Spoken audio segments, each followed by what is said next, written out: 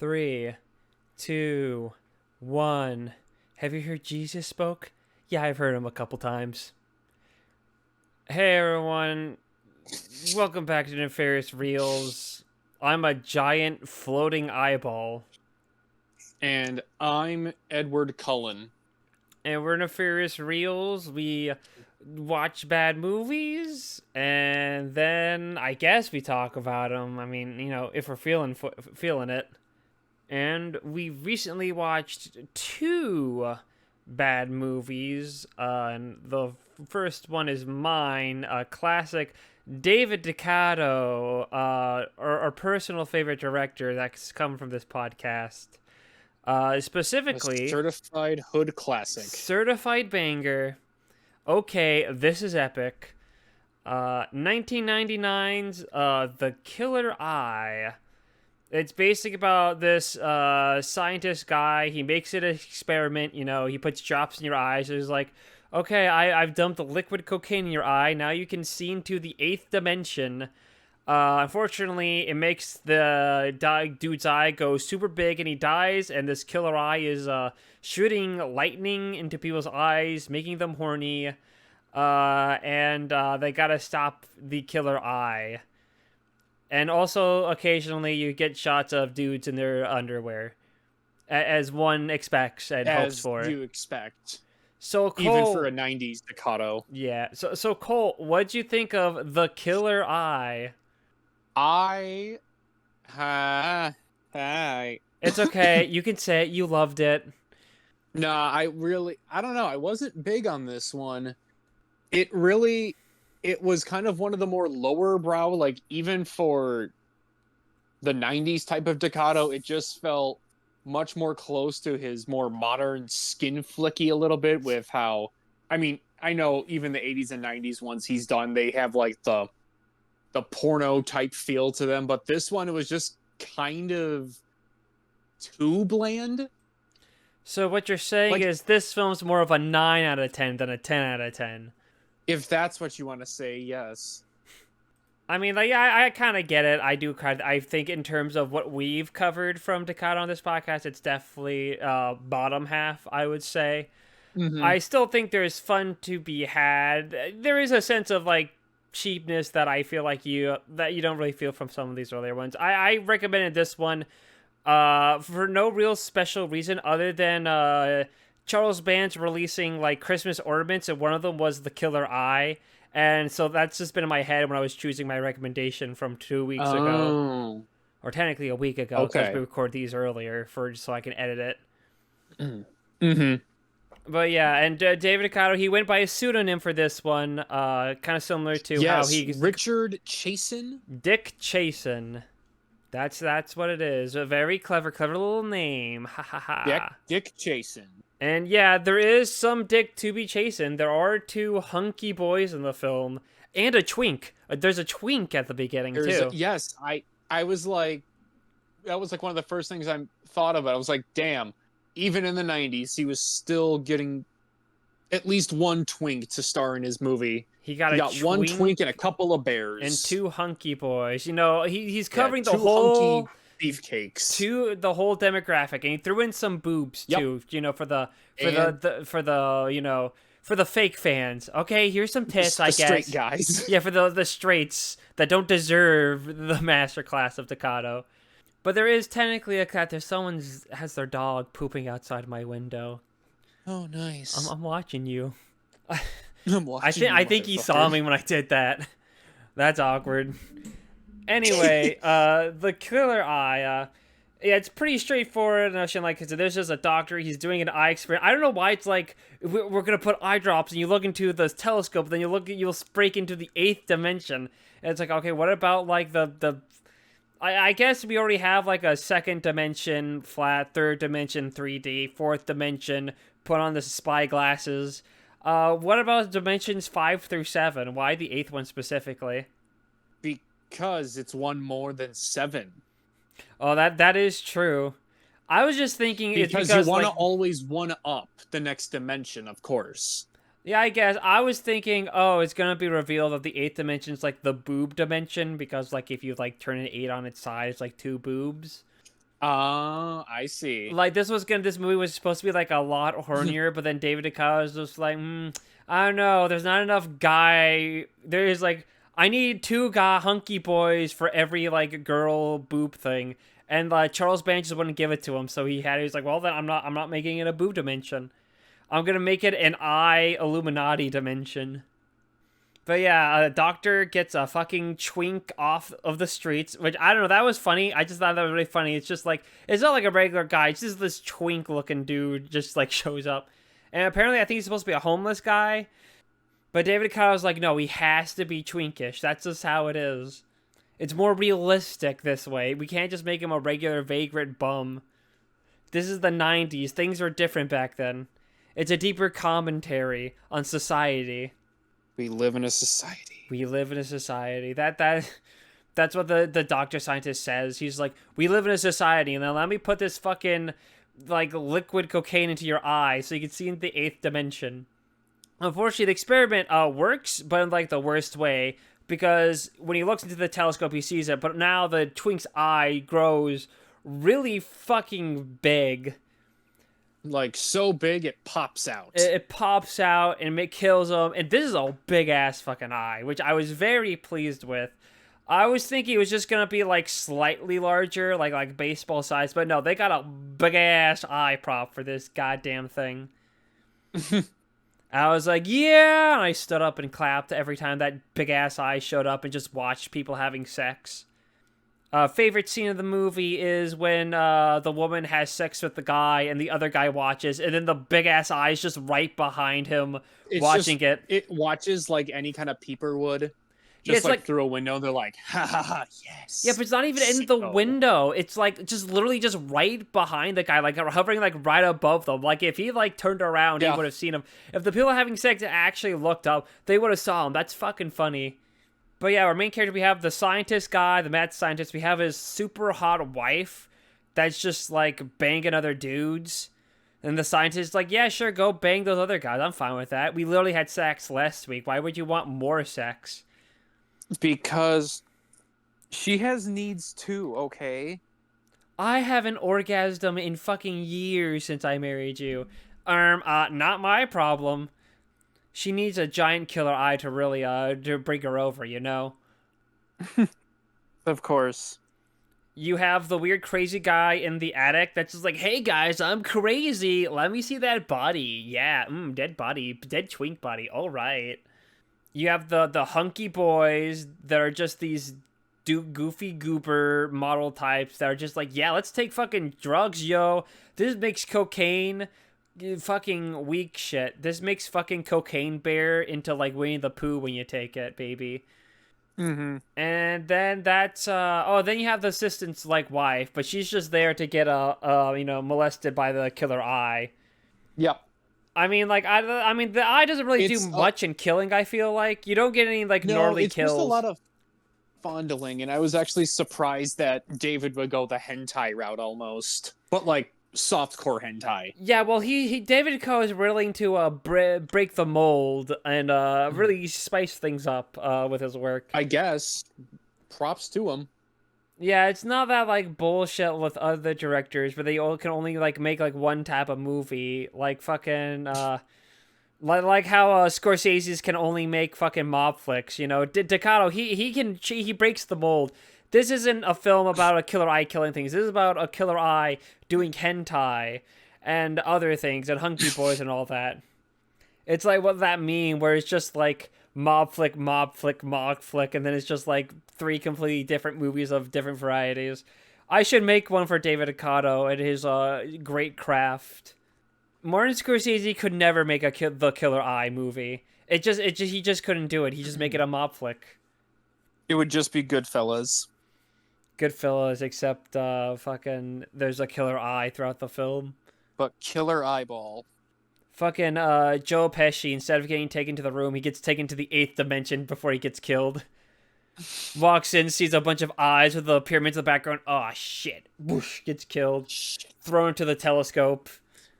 But yeah, the killer eye doesn't really kill. He mainly just shoots you in the eyes to make you, like, super horny. And be like, I need woman, or I need sex. Yeah, Except I for need when he... woman. Except when he woman, human. Yeah, I need human woman sex. Except when, of course, where he vaporizes the crazy guy and he just disappears out of existence. And he's like, whoa, this is pretty hot. And then he's just gone. Oh yeah, Creepazoid appearance. That was my Leo moment when Creepazoid was on the TV. I was like, I seen that.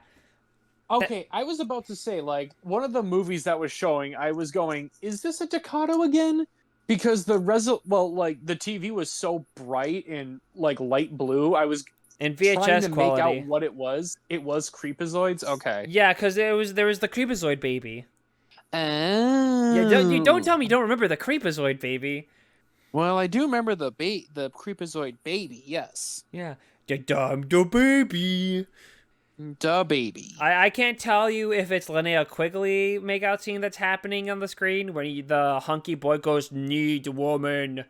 But I think it's Linnea Quigley because Linnea Quigley is listed as archive footage on Letterboxd. So I'm guessing it's probably her. Probably, if that's what they have in the casting. Yeah, but that's Creepazoids. That was like a DeCoteau film they showed off. Cool. Yeah, very epic. So the Nefarious Reels connection. The Killer Eye is in that universe where really Creepazoid is a movie. So it's like the in everything that connects, Killer Eye connects is that outside of that universe in a sense, as the outer universe, I'd say. Mm-hmm. To all the people that are keeping track of the Nefarious Reels universe, this is like an extra layer to it that you now have to add to the connecting tissue. You got to get more string and pictures. Yeah, you're gonna need a bigger cork board. Exactly. And by the end, you will start to look like Charlie Day in that one episode of It's Always Sunny. If you're not already. Eyes. Exactly. It's a bit difficult. Killer Eye is definitely one of the films that meanders around a lot, and then occasionally you get the good stuff, like the giant killer eye. Every time that eye showed up, I fucking sit my ass down. I pay attention. And you locked in. I locked in, dick in hand, ready to go, because I know, that killer eye is gonna watch something hot. Yeah, the main development is that the mad scientist guy that's killing people with giant eyeballs for his experiments, turns out he's kind of crazy, and he gets possessed by the killer eye. He's like, no, the killer eye is good. It just wants to open up the 8th dimension and come here and have sex with all of us. And then his slap sense is like, ew, gross, no. Sex with someone that isn't your other partner is wrong. Because I'm into what the fuck is monogamy? It? Yeah, monogamy. Only having sex with your significant other.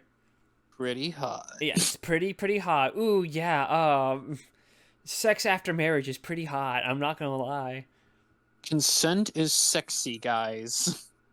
Yeah, exactly.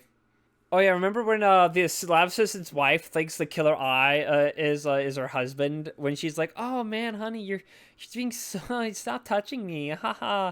And then the assistant walks in and is like, "Wait a minute, if you're there, then who was touching me?" And it's the killer eye. Oh my god! Whoa, crazy! If you're Patrick, then who's that? Unzips. It's a giant killer eye. A killer eye! It's the killer eye! Yeah, it's not just like any fucking random killer eye. It's the killer eye. Killer eye. Yeah, not confused with one of those other smaller, less important killer eyes you see at the end of the movie. Exactly. Where the 8th dimension fucking opens up and there's the pyramids and all the little eyes. And it's like Illuminati from the 8th dimension confirmed. And then you get your big twist that the killer eye got the 2 women of the film pregnant. Yep. So I was like, oh, there's something like, cooking in those bellies. Oh, I have a tummy ache. Ow. Oh, owie. It's probably all that fried chicken they ate at that one woman's house from The Last Vampire on Earth. It could have been. Or, I don't know, I was going to say... I was like, did they eat anything in this movie? I don't think so. No, I don't think so. It wasn't that kind of film. There was no eating out in this film. It's not that kind of horny movie, Cole. That's save not that kind of movie, okay? Yeah, wrong DeCoteau film, Cole. Yeah, I don't really know what else to say. It's just a bunch of people running around. You get some hunky boys, you get some sex, you get some boobs. You know what else you kind of want out of it? All I really wanted was a hunky boys and a killer eye, and I got like one and a half of those things. There were hunky boys, and the eye wasn't that killer, but it makes up for it by being really fucking big. Makes me wish there was like I hope. Do you think that if I email them about like, hey, do you have the giant killer eye prop and can I have it? Do you think they'd send it to me? I don't know. A part of me is like should I just whip up an email? Dear Full Moon, I really like the Killer Eye film. I'm wondering if you have any giant killer eye props that I could possibly purchase or have for free. Signed, a big Please. fan. Yeah, pretty please. Pretty please. I mean, I did write them an email one time asking if they had that one Albert Band film that I haven't seen just available for you to watch, and they did email me back on that. So it's actually entirely possible they might send me an email for that. You know what? I'm gonna do it. Let me see if I can find the fucking Full Moon email address, and then we can type out this letter together. And then maybe next episode, I can do an update on what they said back to me. And what happened? Yeah, see if they actually respond. Here, talk a bit about about the killer eye while I try to locate this email address.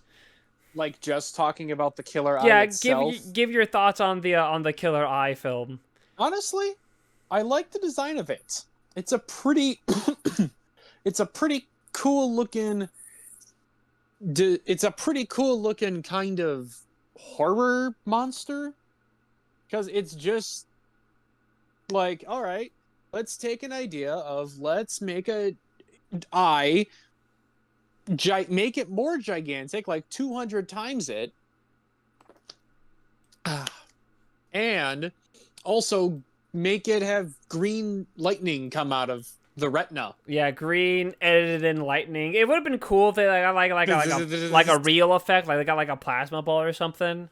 Mm-hmm. But you know, they can only do with what they have. Yeah.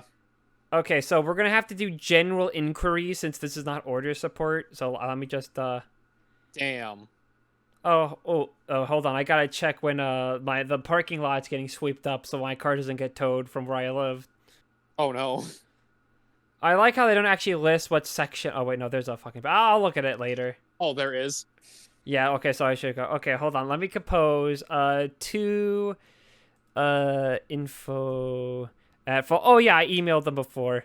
Okay. Subject. What should I say? Should I just put the killer eye prop? Should I put as a subject matter, or should I be like or like a request? Do we want to be vague with our subject, or do we want to be very direct on like what it is we're talking about? Let's go. Just, go direct. Just So like the killer eye prop with a question mark? yeah, killer eye prop? Yeah, I put the killer eye prop because you have to specify. This isn't any killer eye. It's the killer eye. Yeah, you're right. Okay, should I do Dear Full Moon, or should I do Charles Band? Like maybe it was like, no, I want to talk to the man in charge, Charles Band. I want to talk to the manager. Yeah, so should I put Dear Charles Band or Dear Full Moon? Dear Mr. Charles Band. Okay, Dear Mr. Charles Band of Full Moon. I should do full a Full Moon features. Mm-hmm. This is already sounding like a spam email. Dear Mr. Charles Band of Full Moon features. Dear Mr. Band. Dear Mr. Charles Band from Full Moon features. No, we can't open with a question. We gotta be like, should I specify that like, I am a fan of your work and of Full Moon. And should I mention I'm from a podcast? It's like I have a bad movie podcast. I'm a fan. No, I should be like I recommended The Killer Eye on your podcast. Okay, no, we have to butter them up. I don't know why I'm saying this like a British person. Okay, I'm gonna put my friend and I are big fans of your work and the works of Full Moon. So I'm roping you into this, even though I think you hate like most of the films that came out from this. Yeah. my friend and I are big fans of There. your work and the films of Full Moon. Okay, now we're gonna lead to I recently I'm putting in the royal we. I really want to rope in that this is like a duo ship. We recently watched The Killer Eye for our movie podcast. Okay, go on. Of our movie podcast. And I don't know how to follow up. How do I follow up? Because I don't want to say, oh, we found it like mostly boring, except for a couple things. And we loved, and besides having some issue, no. Okay, and Shit. while we had some issues, we did really enjoy the look and design of the eye, the killer eye. With the film, we did enjoy parts of the film. No, not parts. How do I? We did. I don't want to say overall enjoy it. Mm-hmm. We did have a good time. We were a little bored at times. Well, I was for like a little bit here and there. Hold on, I have to correct something. I typed the wrong R. We did have fun with it. Because that's not a lie. We did have fun with it at certain points. Just over... Yeah. We had fun with it. Especially the parts that had the titular killer eye in it. I was wondering if you had the killer eye prop still in your possession, and if I could possibly have it. While it has been over 30... Oh my god, this film is like almost... It's 1999, so that means it's almost 26, over 20 years since the film were released. I would greatly appreciate it if it was possible for me to have, as a fan of Full Moon and the works of David DeCoteau himself. I have to throw in DeCoteau. You have to mention it because you are probably his number one fan. Let's be honest. No, I'm not. I am his number one fan. Let's not act like it's not you're possible. Right on there. You're right about that too. Well, to be fair, I don't know really anyone who is as big of a fan as you. If they are, I gotta fucking take them out. I have to kill them. You have to do David DeCoteau fan trivia. Like only the real fans would know. Like, should I ask if you can have if they have another prop just for you specifically? Do you want to own your own killer eye if there is?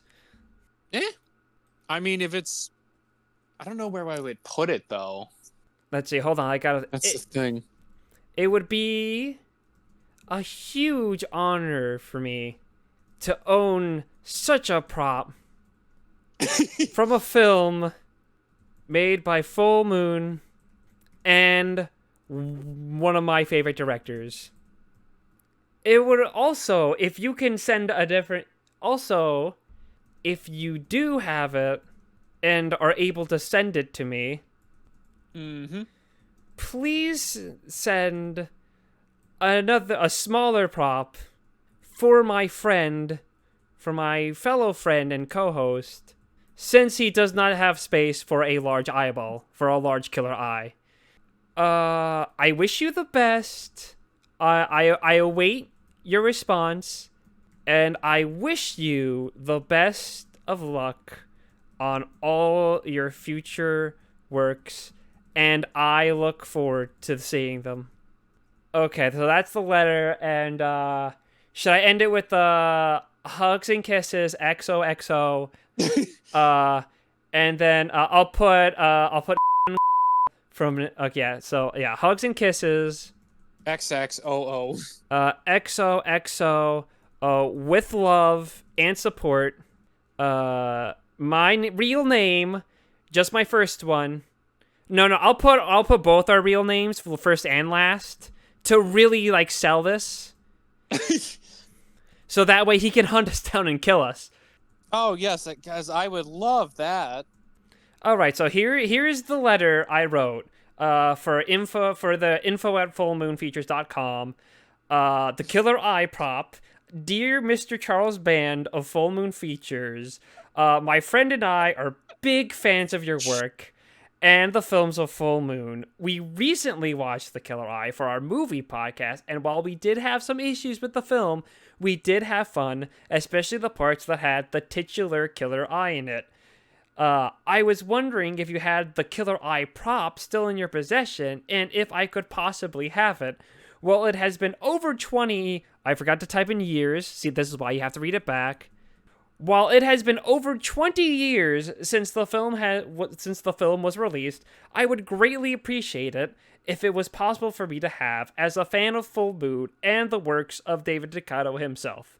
It would be a huge honor for me to own such a prop from a film made by Full Moon and one of my favorite directors of all time. I'm going to add that in there.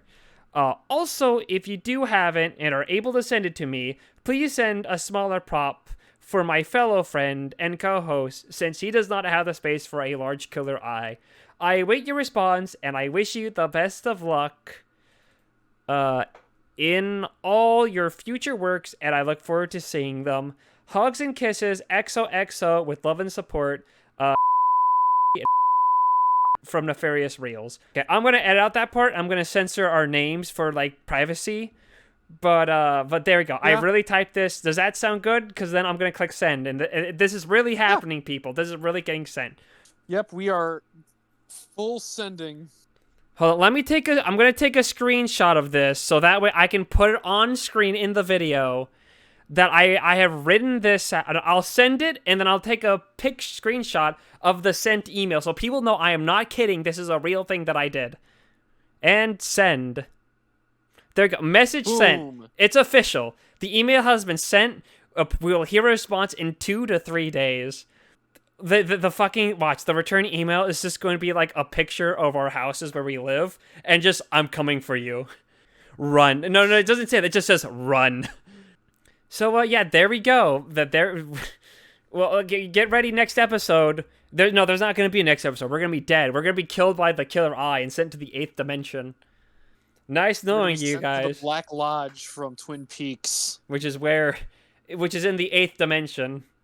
It could be the 8th dimension, honestly. It could be. Yeah. Anything else you want to talk about with the Killer Eye?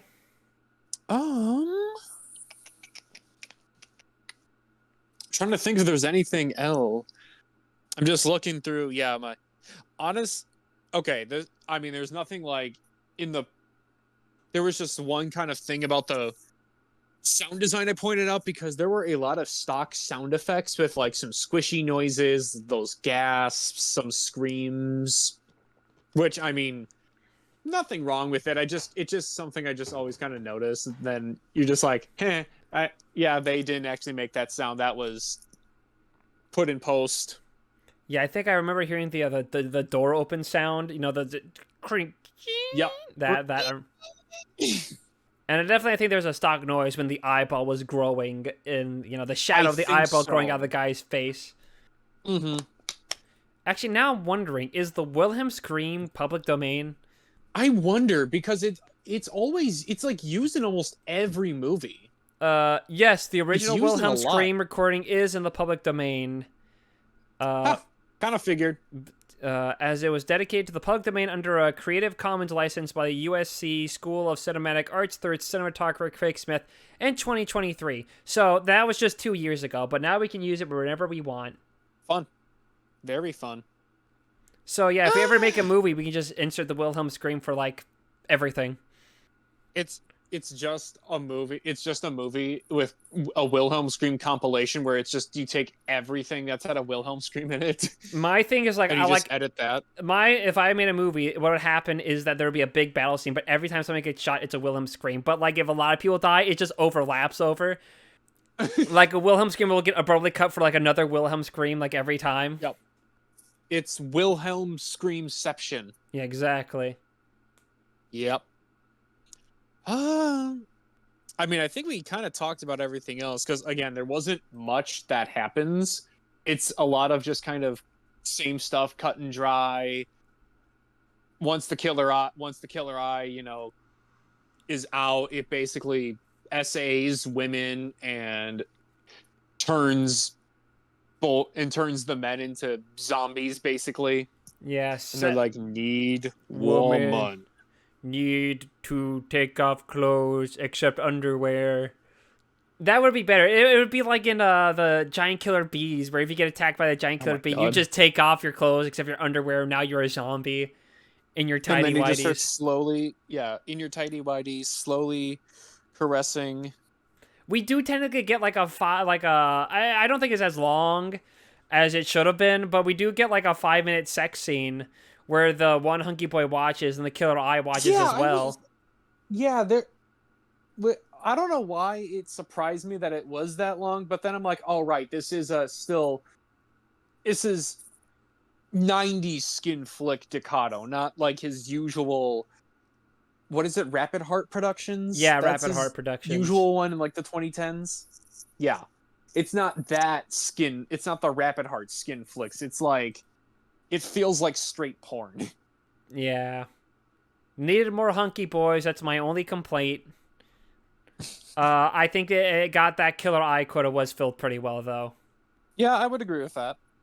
Like if every male doesn't end up in his tidy whities at one point or another, is it really a good DeCoteau flick? That's a very fair question. But yeah, if we got nothing left to say about the killer eye, we can move on to the modern recommendation, which was Cole's. It's me. Yeah, so the modern pick, we are going with, because we want to stick with movies with kind of like a horror theme. The Last Vampire on Earth, released in 2010, directed by Vitaly Versace, who we've talked about before on here with Born into Mafia. And this one is basically a Twilight copy where we meet, what were their names? Oh yeah, Chloe and Aurelius. They're both Chloe college and students. Lamar. Yeah, she's studying anthropology, he's studying hematology, and they're in a lit class together, so they decide to go and work on it. They start to develop a little relationship. They both have a very dark secret that they're both hiding from each other. We'll get to Chloe's later, but Aurelius is a vampire. What? No, I really? know.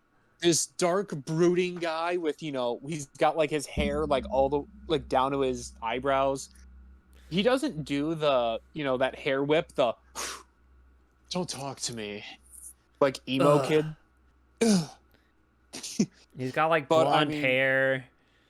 The only thing it's that's like really dirty, emo yeah, it's about like him is dirty blonde, light brown. he's got like that like dark highlighter bags under his Mm-hmm. eyes. Should have had him painted Yeah, his and nails black. Really sell it. really really sell the emo goth vibe. Yeah, make him full goth. That's the what's wrong. That's the first problem with the film. He's not goth enough. I couldn't get into it.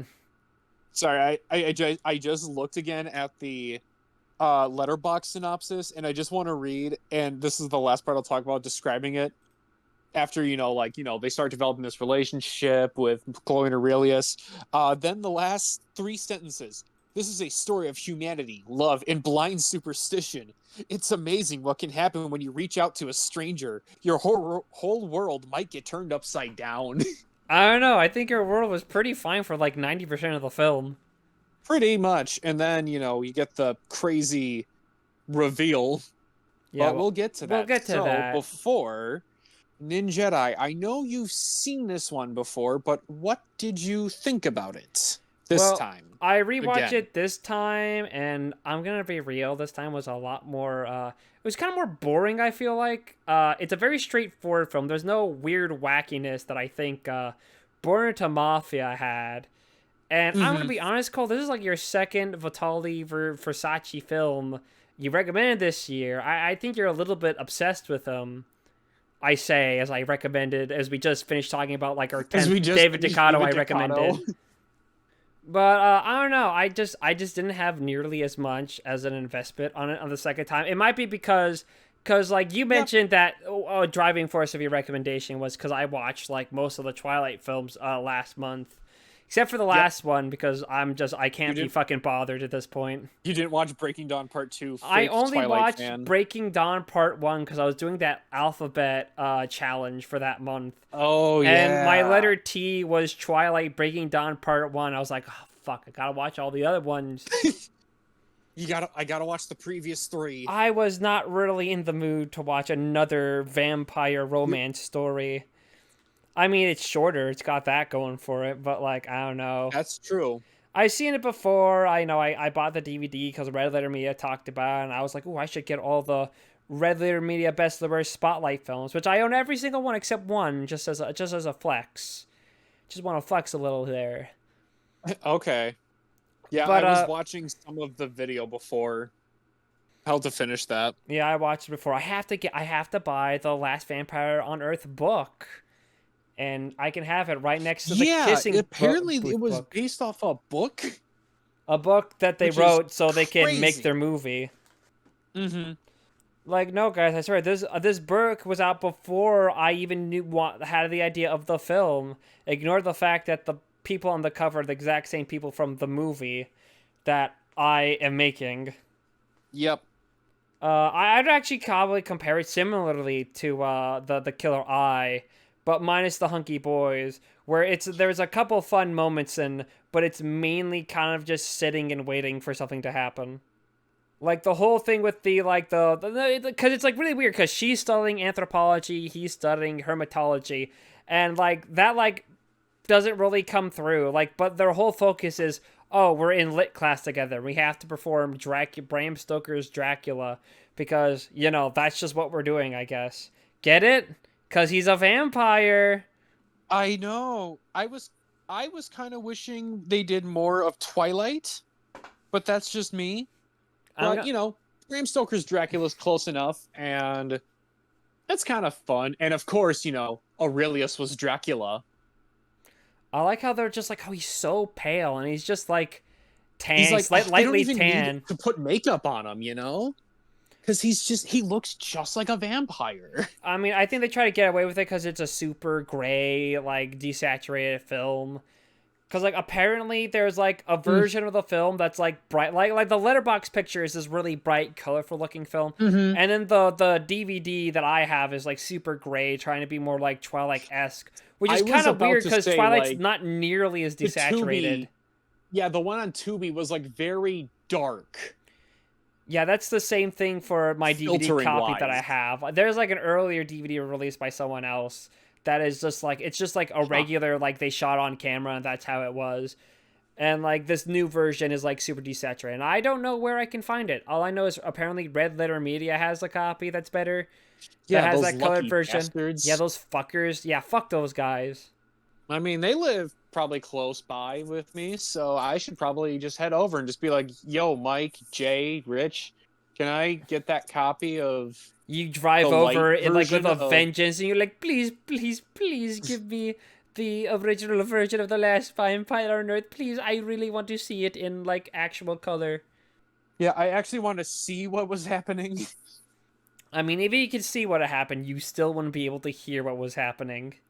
Because when they weren't talking with a weird ass fucking echo and like the shittiest mic possible, you also are straining to hear it over the fucking music that's playing. That from fucking Vertali for Chechi's fucking garage band that he has. I swear, most of the movie I kept going, what? What did you say? Speak up, Sonny, I can't hear you.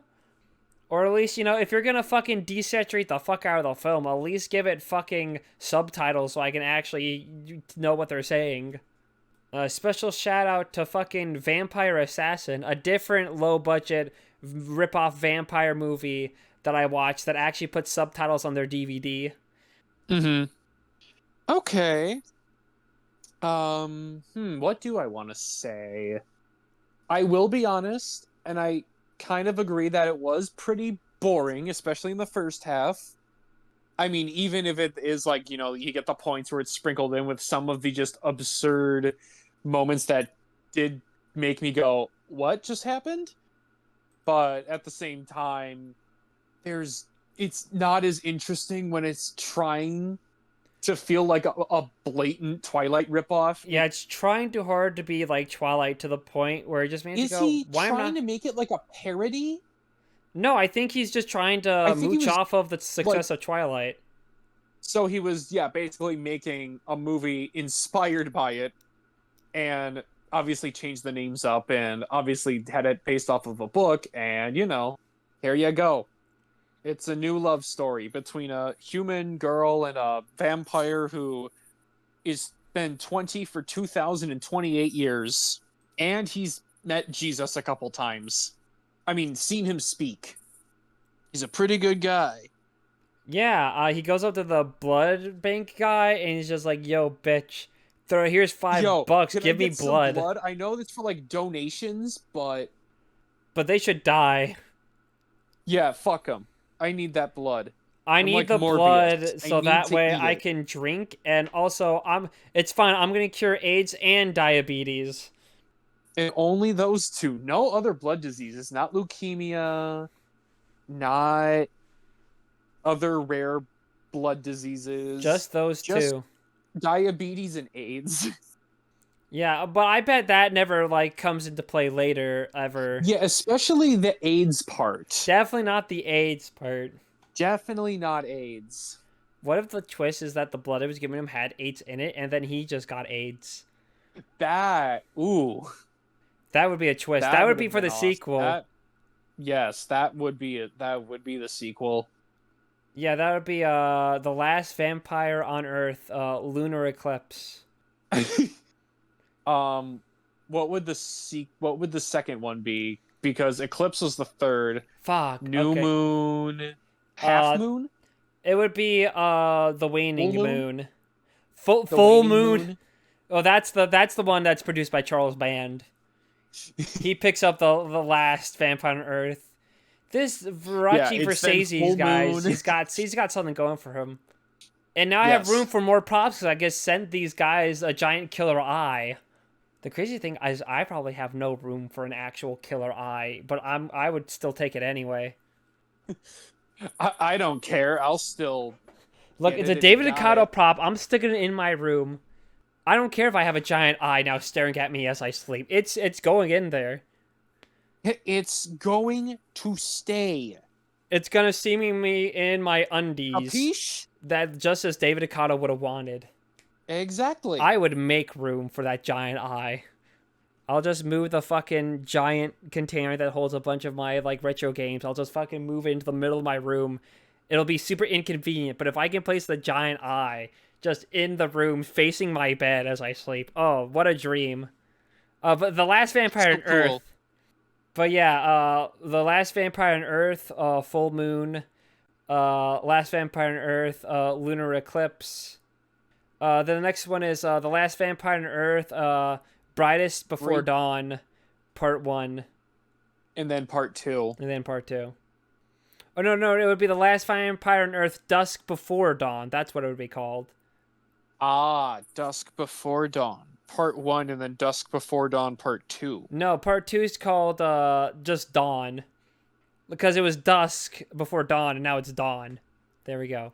That's part 2. But yeah, our vampire guy, he gets to meet Chloe's parents. They're like, we're Jehovah Witnesses. Come to church Yeah, for they us. keep talking about Jehovah, and it was like, oh, I thought they were just gonna be like very devout Christians. No, Jehovah's Witnesses. No, we're Jehovah Like- Witnesses. That's how it is. Yep. Come eat It fried chicken with is- us. Yeah, eat fried chicken. We'll talk about how we don't like our We don't religion eat doesn't allow us blood. to eat blood or seek blood transfusions. We can drink he's like, oh, blood, if you're but just like eating it, bleeding that out. crosses the line. Yeah, we can drink it, just not eat it. He's like, damn, I guess if you have AIDS, that'd be pretty bad. And then they all laugh, Ugh. and then Chloe's just like, and takes like a bite out of her fried chicken.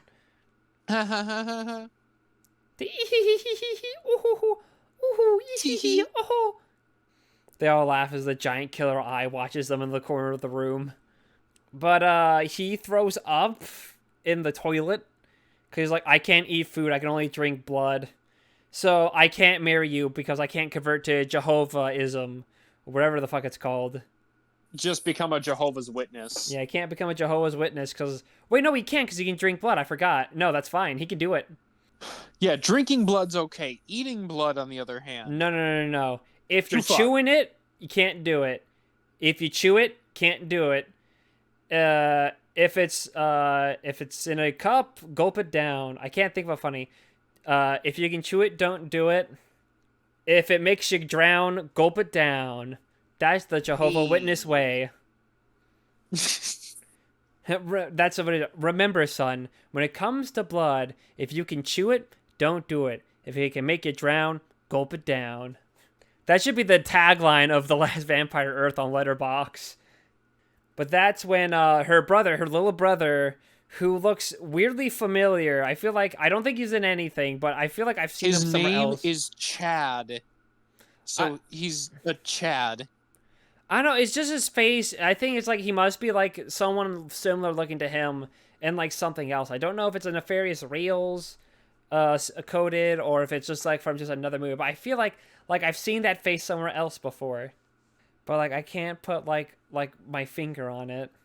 But yeah, that's how the kid brother learns that he's a vampire, and he goes to his parents. He's just like, he said he was a vampire. And it's like, oh, that's just because they're doing that vampire play. But he vomited. He said he couldn't eat food, and he vomited. He's like, what? No, what? People eat food. That can't be People right. Don't vomit after eating food. He must be a vampire. He's like, he's either a vampire or he's anorexic, but either way, we gotta burn him at the stake. We gotta do a ritual. He gets, they literally just have him at the stake, and he just shows up, he's like, I have AIDS, and I'm gonna fucking kill you, because I'm gonna die. God, that was, well, I think that is like the most memorable part of the movie, because of just the climax how of the off film. The rails hilarious it gets. And I'm just sitting there, just like, huh? That's arguably the one moment you're gonna remember from The Last Vampire on Earth. That's this film's killer eye moment. Like, you remember the big-ass killer eye in that film? In this film, you're gonna recommend her talking about how she has AIDS and she's gonna fucking kill you. Yep. That'd be, well, imagine just that. The funniest speech about AIDS and that he was gonna study to stop AIDS and let him go. And then she kills a guy. Then she started blasting, pow, pow. Also, I'm not sure if you noticed, but did you see that her finger was like behind the trigger? I didn't. I looked away at the time. Okay. I think I caught that, but yeah, it looked like her finger wasn't even on the trigger. It was behind it. Listen, Cole, you're just not a gun aficionado. You can just shoot guns like that. I guess so. If you went hunting with your dad, you would have known that you don't need to pull the trigger to shoot the gun. Obviously. You can just look at a target, imagine shooting, and then pow. You just have to believe, Cole. You just have to believe you can shoot them and it'll work. You just gotta believe. Yep, that's how it goes. That's just how it works. But she's just like, if you make me a vampire, I can live forever and I won't die from AIDS. And it's just like, I mean, like, yeah, I guess. Make me better? Yeah, that could work. Yeah, and then, he bites her and she gives him AIDS. Because turns out that's what happens. That was the twist. That was the big plot twist. End of the film is just the same doctor she goes to, but with him, he's like, yeah, you have AIDS. You have super mega ultra AIDS because, like, your vampirism made it, like, super mega. You have vampire AIDS, so it's even worse now. It's the worst kind of AIDS. It's just, like, you're suffering from every single terrible thing with AIDS, but you just don't die from it, so it's, like, worse. You don't get, like, the sweet release of death from it. You're just suffering forever now. He's like, damn. He's like, ugh. He does a little emo. He does a sad little emo sigh. He's like, ugh. Life is pain and suffering. Everything sucks. Yeah, that's what the sequel would have been, is them figuring out, okay, how do we live with vampire AIDS now? How do we... Well, for the sequel, The Last Vampire on a Full Moon, where they're figuring it out, do you think that Charles Band will get Vitali Versace, or how do you say his fucking name? Vitali Yeah, Vitali. Do you think that Versace. he's gonna get him for the sequel, or do you think Vitali will turn it down and Charles Band's gonna get someone else? Hmm. I mean, he'll I get mean, if David he's up DeCoteau to for it, direct I it. would say he's ready. You think Charles Band's gonna get Vitali Versace to direct the sequel? It's like it's time to give the people what they want for Tally, and I'm gonna give you the Yes. budget to do it. I mean, the budget that Charles Band will go on will probably actually be more than the budget of this film. So like, that's something you gotta wonder. What would Vitali Versace's do if you had like a somewhat like actual budget for films? Make masterpieces. I mean, hold on. What films has Oh. Vitali Versace's like made? Actually, Last Vampire on Earth, Bird to the Muffa. Oh no. Oh no, Cole. He made an Utoya movie about the tragedy of the Utoya shooting. Oh, Oh shit. fuck. Oh no. Oh my god. Wait, hang on. And Aurelius, his other acting credit is in that Utoya movie. Oh fuck. Oh. Oh no. Are you saying that the Fuck. vampire became the shooter of Utoya because he got I vampire mean, AIDS? who knows? He could have. Apparently, it's only like an hour long, so I don't know if we can even watch it. Let me look it up on YouTube. Let me see if we can just watch it on there. He made something called The Jungle Book, Make a Wish. There's an Aladdin movie. Oh god, I popped up a YouTube, the Nintendo Direct Online. They're putting Bubsy on the Super Nintendo for the Nintendo Switch. What the fuck? Bubsy really is getting a fucking resurrection. He is getting a return. It's fucking wild, dude. Anyway, hold on. Crazy. Okay, I might have to be a little more specific because I'm just getting clips from the one shot film which I love and the Netflix film which I hated. Okay, so hold on. Utoya Island 2012 movie. Yeah, just watch it, and this is a good time to plug. Watch Utoya July 22, the Norwegian version, not the Paul Greengrass. July 22 July.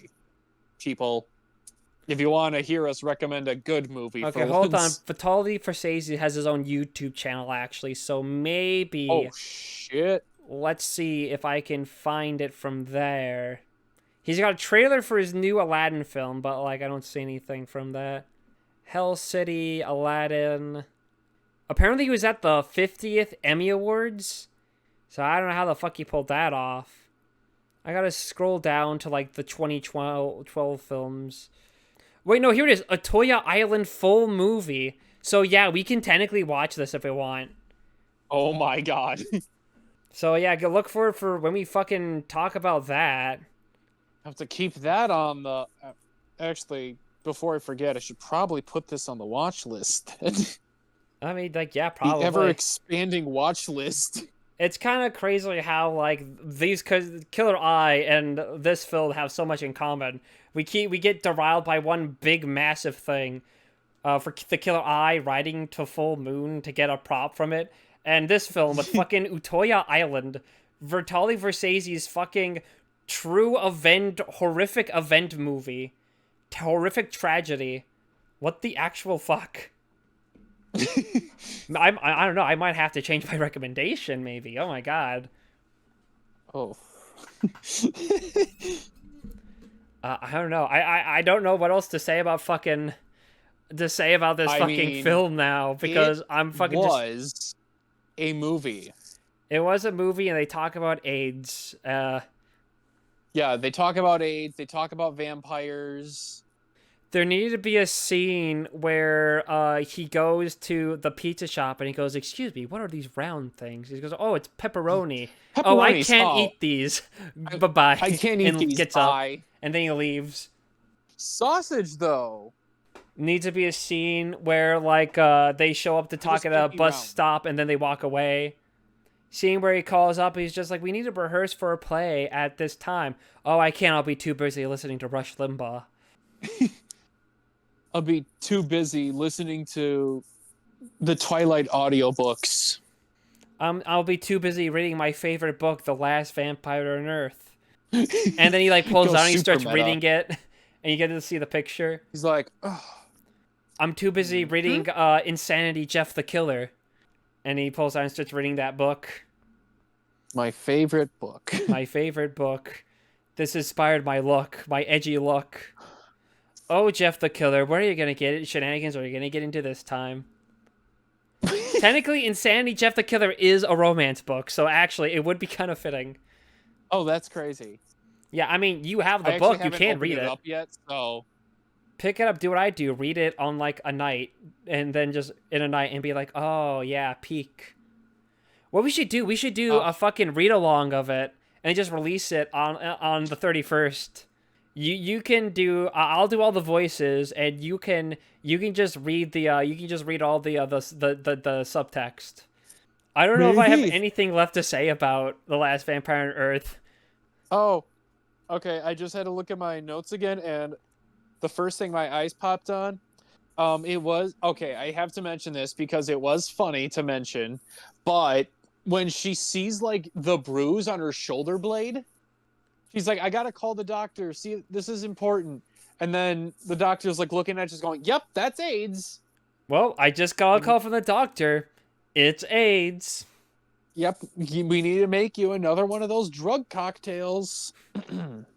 We need to put your consciousness in a fucking computer and then just hope that someone finds your consciousness online, like in Julie and Jim. Yep. And then you develop a huge, meaningful relationship in VR. Throwing a bunch of fucking throwbacks to all the other Nefarious Reel recommendations. Yep. Yeah, but if you don't have anything else left to say about The Last Vampire on Earth, One more thing. one more thing. The Okay. ending. It's just hilarious that, he bites her in front of a crowd when they're performing, the Bram Stoker's Dracula play. And then someone goes, "Is that the bite of 87?" Yes, Markiplier was there. Was that the bite of 87? I'm hoping that happens in Five Nights at Freddy's 2, Yeah, the hopefully. movie. One of the last times I'm gonna give fucking Jason Blum my money because he wants more AI in films. Unless they make Five Nights at Freddy's 3, in which I'll have to go see that. I was about to say, like, I don't know, should I be surprised that a guy who owns a production studio where they usually pump out shitty horror movies is saying stuff like that? No. I was like, man, Stephen Blum, you used to be cool. When I was Jason a Blum. kid, I used to think you were cool, and I walk away all sad, disappointed. Yeah, you sure about that? Blink. Giving money to go watch Five Nights at Freddy's 2 in theaters. When I was a kid, I used to think you were cool. Walks away shaking head. But yeah, There's some better movies out during Christmas time, so Silent Night, Dead of the Night remake. We're gonna see that. yep. Hopefully, it shows in the theater because seeing what I'm I'm curious if it will. I was looking up for Deathstalker remake. It doesn't look like it's showing any theaters near me. Apparently, it's only getting a limited theater release, and none are near me. So, fucking What the heartbroken. What the fuck? We're like your biggest, or we're like one of like the 10 people that have seen every single fucking Deathstalker film, and you're not gonna release it near me. And yeah, us and Matthias are probably the 3 of the 10 people that have seen every Deathstalker movie. We are the true Deathstalker fans. We are the stalkers. That's our Yes. name. Yo, We're the guy. stalkers. Yo, the Deathstalker fandom is dying. Quick, repost if you're a stalker. Honestly, I don't got anything else then. I think I got everything out. Yeah, I think I did too. So it's time for us to pick which of these two films is the better of the two. Cole, which of these two films did you prefer? If I was originally going to go Last Vampire on Earth, but there is not a lot of funny bad moments on like Born into Mafia, which is basically a compilation of just funny moments after funny moments, and then this was just kind of a little boring to get through at first, and the love story's just really not there, especially with the brooding with our brooding vampire who's just kind of emo goth. And not even that much emo goth. No, he's even more boring emo goth. Yeah, But like I yes, said, this is going to Killer Eye because again, the eye design, cool looking. yeah. For me, I had a similar issue. Both films are kind of boring. It was basically big AIDS climax versus the multiple appearance of the Killer Eye. Although I do like me some hunky boys in my DeCoteau films, and there was a twink, which was pretty cool. I love the diversity of sexy Gotta love boys. it. Gotta love the representation. I love the representation. Way to Overall, go, I David. just think I also have to give it. It's a very close. Like if you look at my ranking, they're very close together. But I'm also gonna give it to my boy DeCoteau with the Killer Eye because man, that big ass Killer Eye is just so memorizing. It's kind of cool looking. I hope they have it, and I hope they send it to me. Hopefully for free, because I don't know if I actually have the money to buy a big ass eye. Would you send me money if I had to buy the big ass eye? Yeah, depending on how much it is. We're gonna crowdfund. They're gonna say if they're like next episode is gonna be all right, guys. We have to crowdfund together to raise money so I can get the Killer Eye prop from the Killer Eye movie. But yeah, a point for me, a point for the retro, a point for DeCoteau, which is good. I love it. It's always a good day when David DeCoteau wins. Very nice. Yep. Very nice. Sorry for Seichi. You know what? Maybe if it was more like Born in the Mafia, we would have liked it more. You know, this is kind of your own fault here, man. I'm sorry, but Versace's got nothing on DeCoteau. Anyway, but now that's done, we can now... On to questions? Yeah, well, you fucking stole that from me, but okay. But yes, it is time for us to do questions. Remember, if you have questions, remember to ask them so we can answer them. Right now, we have 4 questions. Our first one is from Mattias, which is, if you owned a boat, what would you name it? Bodie McBoatface. What kind of fucking question is that? Mattias is running out of questions to ask. He's just pulling things out of his ass at this point. He's just going for funsies. I'll call it the DeCoteau, after my love for David DeCoteau. Or I would name it something incredibly, horrendously racist, so that way no one will want to interact with me, and I can just chill on my boat. I think that's like the 2 options. I'm leaning towards calling it the DeCoteau, because I think my love for that man and his work is should be displayed in some way. I was about to say, some way. It definitely... You gotta show that... The DeCoteau. For... David Ooh. DeCoteau. Yeah, I think I'd call it that. The David DeCoteau. What would you call it if you couldn't call it Buddy McBoatface? Because that's like the go-to funny answer. Ooh. You think of that, I'm gonna eat some Cheez-Its. I'm a little hungry. Trying to think. What is something I really... What kind of boat? What kind of boat? Let's say one of those like one of those kind of like nice kind of big white boats, but like the ones that like people used to sail just normally with, like like something that you can like slap the name on it and so that everyone can see.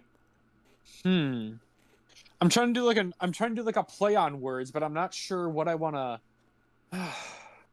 You can call it Wisconsin boat. You can call it the Vitelli for sales. For sales, she.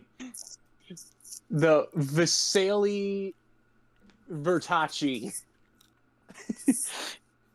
Oh, let's see. What kind of new? The Nefarious Reels, but like reel as in fishing, because you're fishing on your boat. Yeah. See? A play on words. The Martin Score sailing. The Nicholas Cage sailing. No. You just call it the Nick Cage. That's it. And you plaster Nick Cage's face all over your boat. Exactly. You bring people to your boat, you're never gonna guess what I named my boat, and they see just a bunch of Nicolas Cage faces on there. Alright, I'll move on to the next question, which is from Landon, which is, where are your favorite places you've traveled to? I keep eating chips because I'm hungry. Haven't eaten dinner yet. I haven't done a lot of traveling in a long while since I moved. Um, but I do like traveling back home to visit my parents. I only done it once since I moved, but it was very nice, and I really would like to do it again. As a kid, we used to go to the beach a lot because I lived in California, so you kind of had to go to the beach. It was by law. So, Were that there was always Martians on kind the of a fun. beach? Hmm? Were there Martians on the beach? Martians on the Martians on the beach. beach. Martians. Unfortunately, that was it was more on one of the northern beaches. I was in Southern California, so I didn't get to see Oh, them. okay. It's kind of nice. We go Gotcha. there, it'll be there for we leave Friday, Saturday we get to really enjoy the beach, and Sunday we head home. Fun Yeah, thing. that's cool. Usually a big family trip too. Us and like aunts and uncles and cousins would go out there too. That's also really hmm nice. Do you have any places that you've traveled to? I'm trying to think of like some of the better vacation. Um, because usually they've always been family vacations. Yeah, my family did a lot of family vacations, travel out to places and hmm stuff. So it's hard to really like just name like a couple. There's like so many. Yeah, I mean, I want to go from like the basic. That's like Florida usually, and because for a while we did like Florida as like our yearly spring break one when we were all in school, and then my parents after then decided like we should switch it up a little bit, try some other places. And yeah, we went to like Virginia one year. We went to Myrtle Beach. That was really nice. And probably best time to be in Myrtle Beach when it was like 80, but nice and sunny, but comfortable, not as humid. In Wisconsin, definitely the Dells is probably the hot spot to visit. Wait, what's the Lots of Dells? attractions, lots of shit to do there. But Wait, but what's the just Dells? this summer, yep. I just want an explanation of what the Dells is. I don't know what that is. Oh, the Wisconsin Dells. It's just another. It's basically like a tourist attraction city. That's like Oh, about it. oh, okay. So you got like there's like it's a lot of obviously hotels, resorts. You got there's like a lot. There's just a lot of stuff to do there Sounds like that fun. keeps you occupied for like an entire week. Damn, if I ever go up to visit you, you gotta take me to the Dells.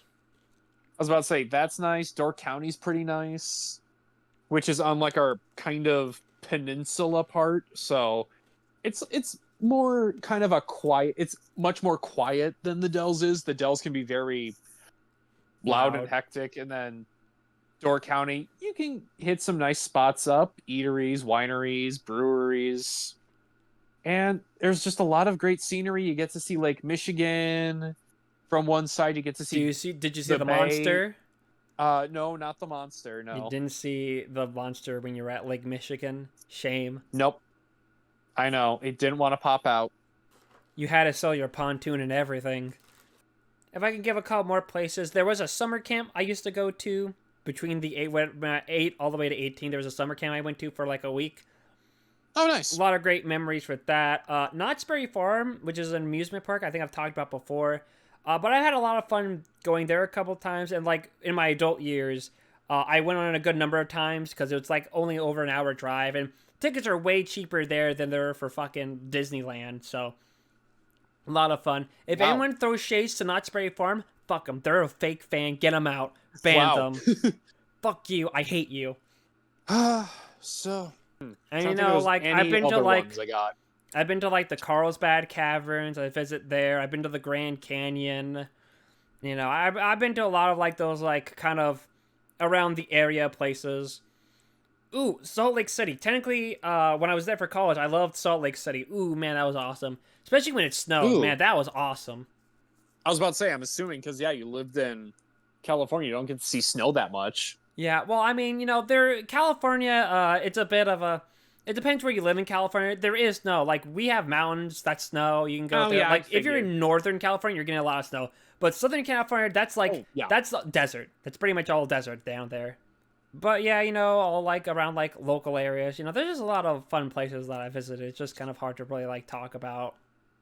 Mm, You trying to got think it? of other. Yeah, I was gonna ask if you had Oh, any others, because if not, we could have moved on to the next question. I was about to say, usually if we go like anywhere else, like in the South, Nashville, Tennessee, that's always a good hot spot. Uh, I mean, we were there for like a couple days, but Austin, Texas was pretty cool too. Except way too humid for me, even in December. All right. Yeah, that's all I'm gonna say. We can go on to the next one. Yeah, sure. So our next question is from Ben, which is, who is your favorite guest you've had on Nefarious Reels thus far, and why? Well, it's not you, because you haven't been on the podcast. Ha ha ha, neener, neener, neener. Wow. Yeah, that was mean. I'm sorry, Ben. I'm sorry. I shouldn't I'm have been sorry. like that. All of them. Yeah, all of them. I don't think there's really, like, a better one. Let me bring up the list. Let me go to Nefarious Reels and see who we had on as guests. We haven't... I don't know. I feel like the guest episodes are probably our better ones. Yeah, we have a third guest there to kind of fill because in we all don't the go off fucking on blanks. weird tangents like sending emails to Full Moon Productions or talking about Vitaly Versace's filmography for like 10 minutes. Yeah, no, they're actually there to help keep us on track and actually talk about the movie and actually talk about the filmmaking process and that thing instead of goofing off for like 99% of the discussion. Which, I mean, there are times we will actually talk about like the plot and then mention some filmmaking here and there, but yeah, we do a lot of... Sometimes our goofing off does get a little too much. Yeah, but that's part of the charm. It is part of the charm. Let's see, we had Timmy, we had Tom, we had Luca, we had Timmy again, we had Jules. They made Jules a second time in a row. Then we had we Leo. had Jules on twice. We had Timmy on twice. We had Leo. We had Luca on twice. Yeah, we had Robert. We had Luca again. We had JJ. We had Marius, and then we had Landon. Honestly, if I had a, I don't want to pick a favorite guest, but if I can pick my favorite moment, it's definitely Leo going on his Strays tangent. Oh yes. God, that's iconic, man. And to be fair, that probably has one of the better thumbnails you made too. Oh yeah, that's an absolute banger. I don't know. I kind of like Robert, the one for Roberts though, the one where he's fucking strangling the guy from Cyber Seduction. Yep. As the third impact happens. That's like third impact aftermath. That's what. Landon is also pretty good too because I made him Baby Cat. Oh yeah. He literally messaged me. He said him and his girlfriend had a great laugh when they saw the thumbnail. I also kind of like Lucas in her second appearance because she's riding the forklift to kill that fucking stupid-ass dinosaur from Land Before Time. Oh, yeah. Honestly, I think a good number of these thumbnails are pretty good. Like Tom being the showgirl leg. You got Timmy with the guy from I'll Be Home for Christmas and Adam Sandler. Actually, an ominous warning of what was to come, actually, with Timmy. Mm-hmm. Now that I think about it. Yeah, but Leo's borderline psychotic Strays manifesto rant he did is pretty high up there, I feel like. But I do also a special shout out for Mattias for suffering through like the most movies out of anyone. The most movies? Yeah, in one episode. I think the second place goes to Jules. Jules did 5 after films, but he wanted that. Yeah, we did the after Quintilogy. And then he also gets the extra 2 from Chairman of the Board of Halloween Puppy. But Mattias, he had to sit through fucking 8 films of bullshit. 8 films for 1 episode. For 1 episode. Almost 3-hour long episode. Which is a real shame because it's like 2 hours, 57 minutes. That's the most heartbreaking thing. We just missed it. I think it was like 3 hours, 3 minutes. So I shaved off like 6 minutes. Oh.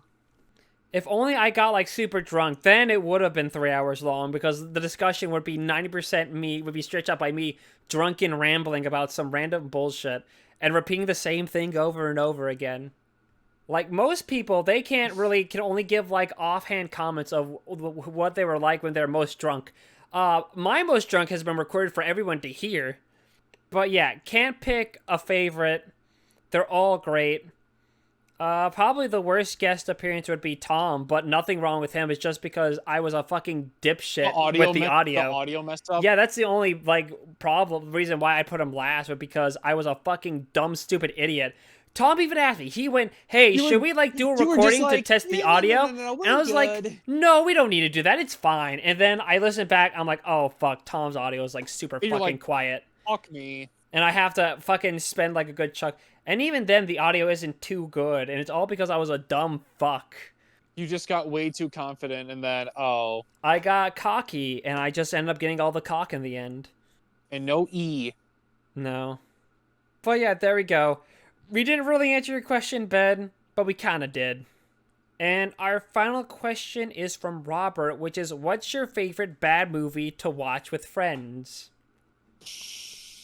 I don't have a go-to bad movie per se, other than My Stepbrother's a Vampire, but that's not a bad movie. That's a masterpiece. Greatest film in cinema history. Anyway, any greatest piece of media in history in any form, honestly, usually just kind of falls onto, like, what do I have on hand that I'm interested in watching? Because I don't really watch things on repeat unless it's My Stepbrother's a Vampire, naturally. Yep. I also can't say Dear Zachary, because I've shown a ton of people that, but that's not a bad movie either, so I'm kind of fucked here.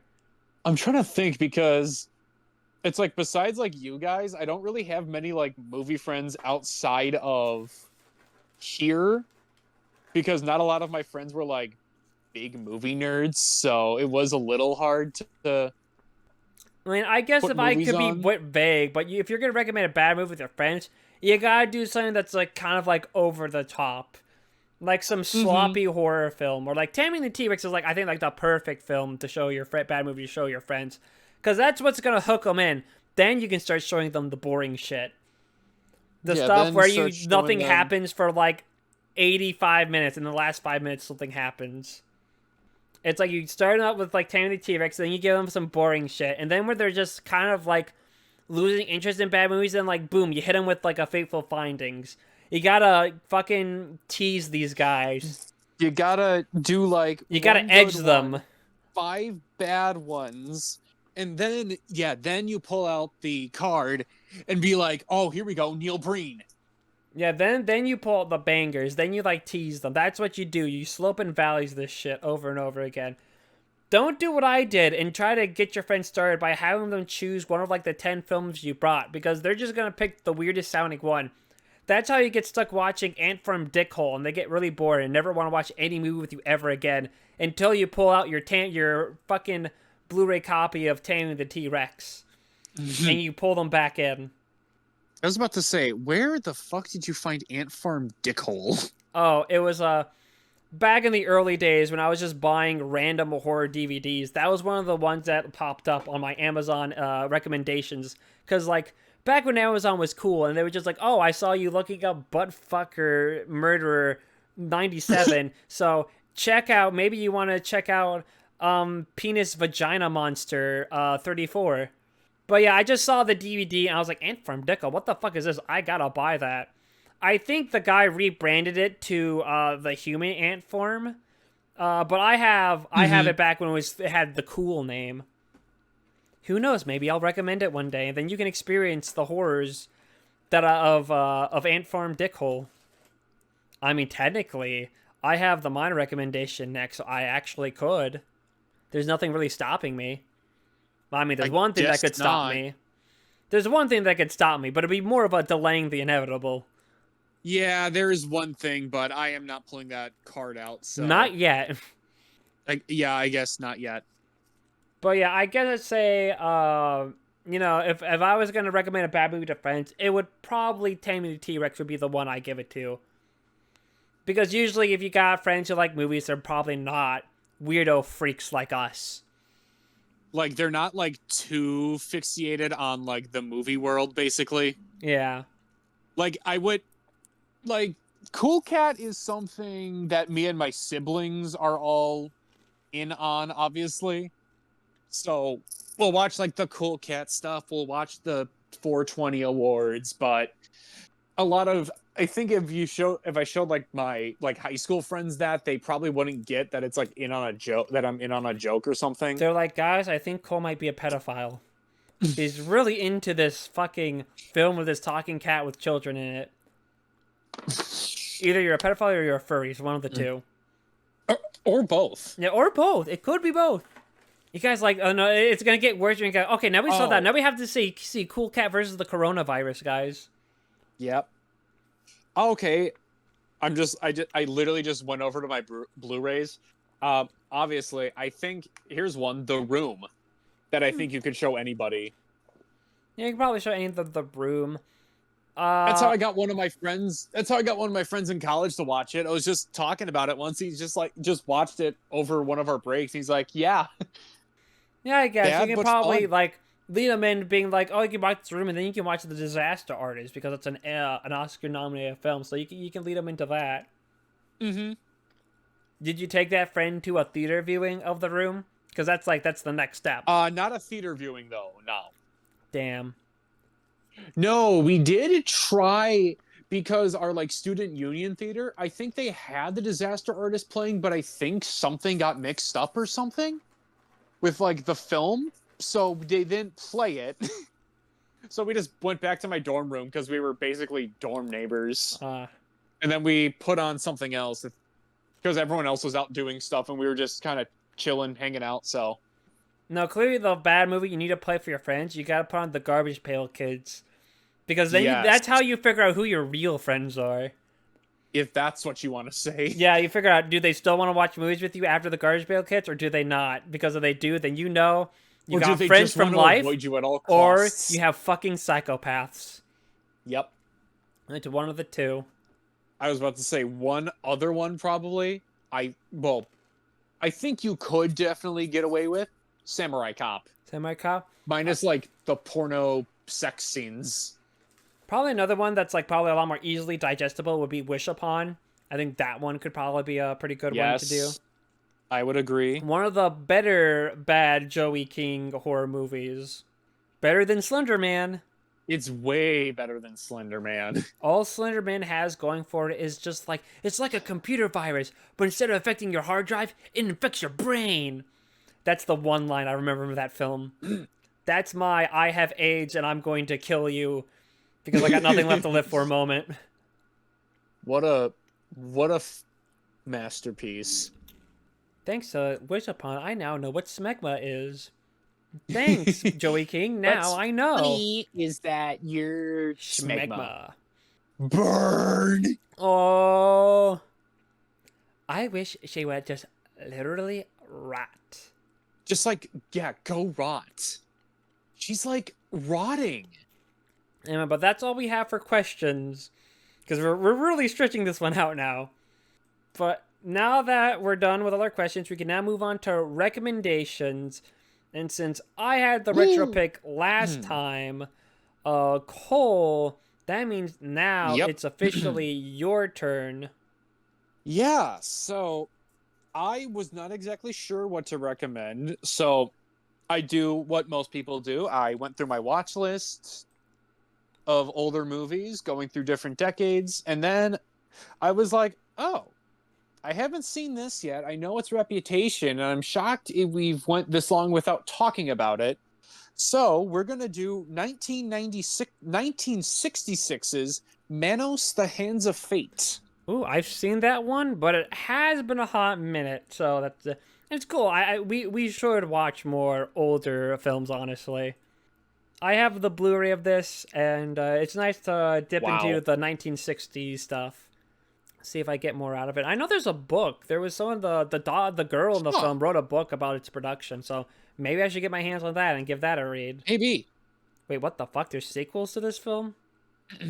Wait, there's sequels? Oh my god. Yeah, Manos Returns from 2018, and then Manos: The Rise of Torgo. And these might just be like fan films or something. Okay. You might have to cash in your trilogy card actually now, just so we can watch these extra Manos films that apparently just exist. Now the sequel and the and a prequel. But yeah, that means now I can do the modern recommendation. And well, I'm not gonna be around the bush. This is another, because there's the remakes coming out in December. We've seen all of them and discussed most of them except for the first one and the remake that came out for this. We're gonna do 2012's Silent Night. All right. Not a remake, reinterpretation. I mean, we were gonna have to finish this at some point. It's not a remake, it's a reinterpretation of Silent Night, Deadly Night. But yeah, it'd be nice to knock out the series, or at least all the bad ones anyway, because there's the first one. But we can just watch that on our own in preparation for the remake in December, which hopefully will actually come out in fucking theater near me. I'll have to see. Yeah, I had to remember Silent Night, Deadly Night. Because there... Oh, you're right. It is just called Silent Night. Because there's 2 other Silent Nights that came out within the last 5 years. Yeah. One with John Woo and one from 2021 with the kid from Jojo Rabbit. Yeah, but nope, wrong order. Swap the 2 and the 1. It's 2012. Yep. Yep, so if you don't want to get spoiled for Manos, The Hands of Fate, or Silent Night, how about checking out those movies in advance? How about you like and subscribe too? I think that'd be pretty fucking cool. Ask us questions as well. Blue Sky account you can follow. First 5 episodes of the podcast on Spotify. And you all have a good day and have a happy Morbius. Happy Morbius. Happy Last Vampire on Earth. Happy the Killer Eye. The Killer Eye, yes. The Killer Eye. Happy David DeCoteau. Happy Vitali Versace. Vitali Versace. Happy Dick Chasin. Yeah, happy Dick Chasin, everybody. Bye-bye. Bye.